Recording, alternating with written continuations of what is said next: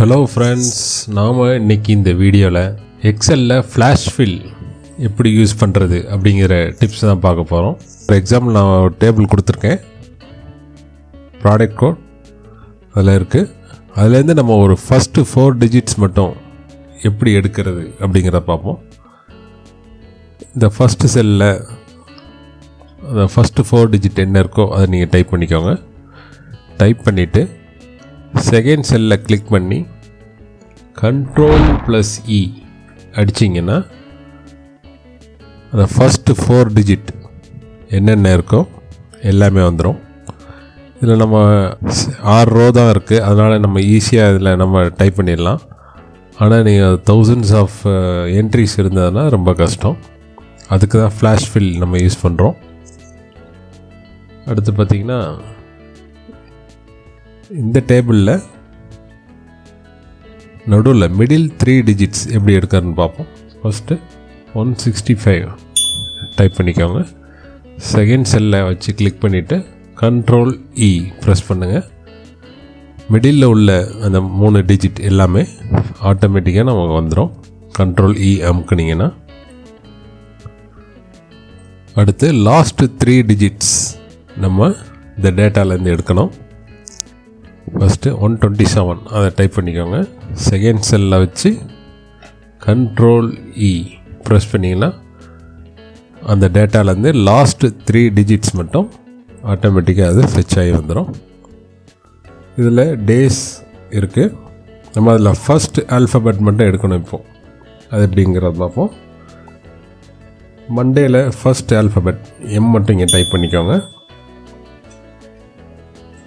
Type பண்ணிவிட்டு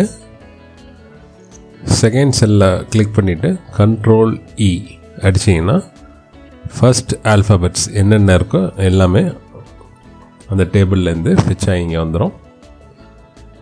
அடுத்த table பார்த்தீங்கன்னா ஃபஸ்ட்டு 2 ஆல்ஃபபெட் எப்படி இருக்குன்னு பார்ப்போம்.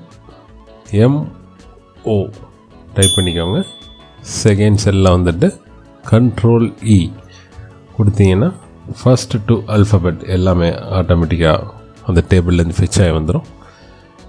இந்த டேபிள் பார்த்தீங்கன்னா லாஸ்ட் 2 ஆல்ஃபபெட் எடுக்கணும். அது நம்ம எப்படின்னு பார்ப்போம்.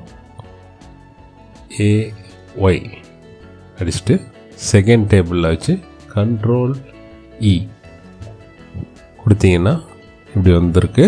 இதில் என்ன எரர் இருக்குதுன்னு பாருங்கள். செகண்ட் செல்லில் DAY ESDAY எப்படின்னு எல்லாம் வந்திருக்கு. அதனால் நமக்கு அதுக்கு சொல்லணும், இந்த AY லாஸ்ட் 2 ஆல்ஃபபெட் மட்டும் எடு அப்படின்னு சொல்லணும். அதுக்கு திரும்ப